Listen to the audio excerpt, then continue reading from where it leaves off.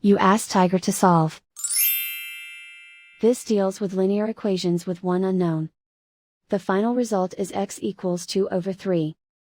Let's solve it step by step. Simplify the expression. Group like terms.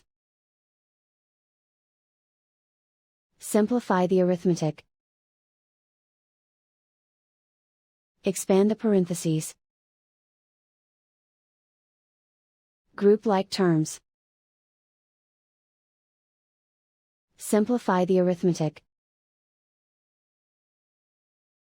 Group all constants on the right side of the equation. Add 4 to both sides. Simplify the arithmetic.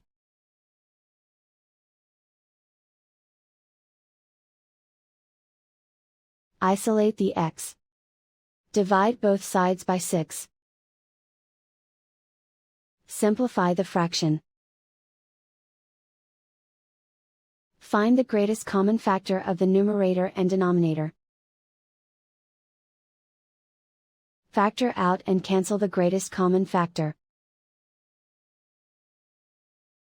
And so the final result is x equals 2/3.